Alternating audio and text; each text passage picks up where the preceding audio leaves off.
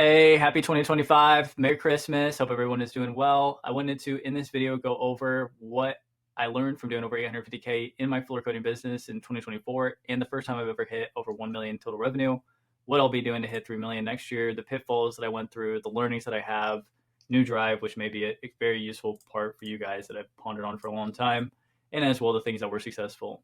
Also, the goal of this channel is that I'm going to be bringing the best free content out there, as well as inside of my school group here for you. So join down below.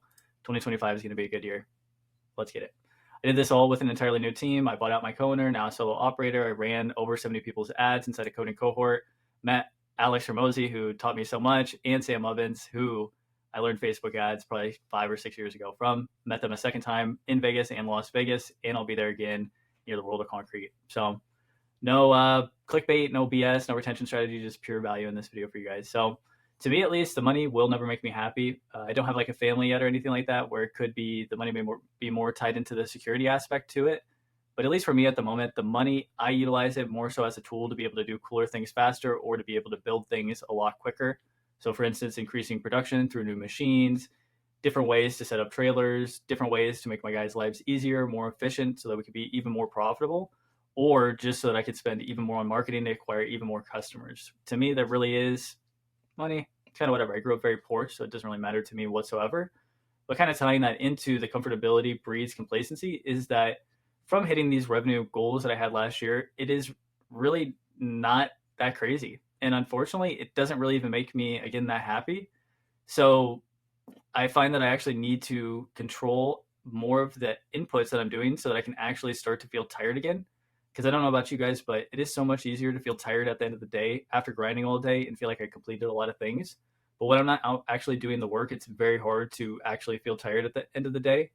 And what this is going to come down to is in this next point over here, but essentially I'll go through what I'm going to be doing to feel even more tired, which is to just increase the inputs that I'm putting out every day. So that's more reach outs to actual human beings. That's more talking to real humans in 2025. That is more prospecting, as well as doing a lot more ads. So I have even more opportunities. So there's even more onto my plate, really. If I did these numbers again, just to kind of show how my mind is, I would not feel happy if I did the same numbers again next year as I did this year. So what I'm trying to do is find love in the pain. To me, it's the only way to grow or really feel alive is to just increase the amount of competition and decrease the amount of comfortability that I have inside of my life. That means more working out, more healthy eating, more tough stuff. Just do more tough stuff. One of the lessons as well that I learned from this year is that it's important, obviously, to have a great team, but sometimes it's hard to understand what a great team is until you actually have a great team. I'm extremely fortunate at the moment that I have a team of amazing people who are very, very smart. They get it. They're very fun to be around, and they are just awesome. This has also helped with SOPs and things that I've incorporated as well into the efficient operations here for you guys in here, but really for your teams, making sure that they have SOPs so that everybody is on the same track so that it is easier for people to be able to communicate with each other. An issue that I had with a previous team was that I would say to be efficient. And in some ways, they thought efficient meant to go as fast as possible. But you have to look at the back end of what efficiency is. Efficiency is, like the term efficiency means to move as fast as we possibly can without creating additional problems for ourselves into the future, which is the left off part of what efficiency is. That would be termed shared terms, kind of like the word ambiguous. Ambiguous, if you don't know what the word ambiguous means, it's a very ambiguous word. Ambiguous is just an unclear understanding of what your eyes are seeing. That is what the word ambiguous means. So that's what I'm doing even more with my team as we're going into this new year. And it can also, I'm sure, be very, very beneficial for everybody else out there of trying to set the foundation for your team so that they can understand how you're thinking, so that once they have that foundation, then you can expand off of that foundation even more and then become even more efficient over time. So how I will hit 3 mil this year, Hermosi would just say that it's a math problem. Really, that just means that I need to up how much I'm spending on advertising. I spent, I believe, less this year. So I hit 850K off of spending about 75 grand in advertising, where I did 742K the previous year, and I spent 79 grand that year. So I did more revenue with less spend. So seeing that, I should probably need to spend less than 300 grand, but I should be totally comfortable with that. And if that is what your goals are as well too, take your revenue, take 10% of it, and that's how much you should be comfortable with spending onto marketing if you are trying to take it like up a lot of notches. If you're trying to go from like 750 to 1 mil, maybe you don't really need to increase your advertising budget so much as you saw from what I did last year. But when I'm really trying to do it, I need to be comfortable with spending at that point like 25 grand per month on advertising. It's like a crazy number to hear, but what is the goal with that? So 3 mil. So I need to spend that as well with this, just increasing the sales percentages. So that means marketing, getting the lowest cost qualified leads as possible, getting the highest response rate onto those leads, qualifying those leads as much as possible, going on to as many estimates as possible with those people, and then being able to get as many of those jobs onto the books at the highest margin that we possibly can. And that's easy.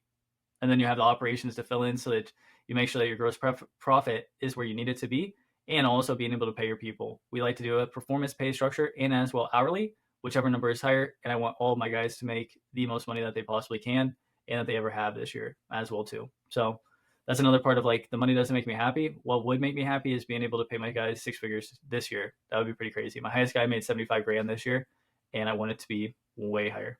So as well, just tripling down on the people and the systems, this kind of goes into the math problem, marketing, sales, and operations. I already have the infrastructure created, but every level is going to take even more as we put more trucks on, as we have more points of contact, because there's going to be more people onto the team communicating in between each other, making sure that that is as clear as possible so that there are no issues between all the people. That means testing like 10 times as many ads as I've already been testing across last year. That means making the sales process even better than it was last year, even though I'm at a practically between 33 and 35% closing ratio on cold leads. I need to and want to continue to get that higher, because at that point, at those numbers, 1% better is literally 30 grand. So thinking about it at the scale like that, I just need to continue to be even better and better every day. As well as for the operations, making sure that we are utilizing the products as best as we possibly can, not having any leftovers onto it, pouring too much, but also not making sure that we're not pouring too much, but not pouring too little, because you can kind of think, oh man, that's nice. We got this floor done. And instead of 150 square feet per gallon, it only took 170 square feet per gallon. So we got less material onto the floor. And some people would celebrate that. But to me, that's honestly kind of a failure. Stretching out product is only going to hurt whatever you're putting down onto the floor or your warranty at the end of the day. So making sure everything is proceduralized and creating even better SOPs that I've already gotten for all of those people. And finally, leave it off here for you. Continued strategic AI use to stay as lean as possible. Lean equals more profitable, equals more cash flow to increase revenue. I don't plan on needing to hire anybody, maybe one customer service person to answer the phones if I'm on an estimate, because I'm going to be needing to do a lot more estimates this year. But apart from that, I don't want any salespeople. I don't need and don't want anybody too crazy to build that up that is not onto the operation side of the business there. As well for AI, everybody wants to make these AI callers and these things. You'll see in my next video. It's going to be, I think, a pretty good video. It's important to keep the human element, because as we're going into an AI wave and everybody has the AI craze, and I'm the dude that's looking at AI 24/7. I'm using ChatGPT, I'm using Perplexity, I'm using Claude, I'm using models, I'm using automated, I'm using everything under the effing sun, and I've been using these things before people even knew what they were. And the more I do it, the more that the human is still so important inside of the things that humans want to talk to humans. Humans don't want to call and talk to an AI robot at the end of the day, as much as we wish it was. As good as they get, they can be pretty good, but still, people want to talk to people, and they probably will forever, unless they're trying to check on an Amazon package status. Things that don't have any implication whatsoever, that's cool. But realistically, everybody wants to talk to humans at the end of the day, and the next video will show a lot of that for you. So let's get it. 2025 is an awesome year. I'm sharing the craziest free info out there that you'll ever see, and be sure to join the free group here that I have. I think it's going to be pretty good for y'all. So like, subscribe if you want to. Don't care. See you on the next one. Peace.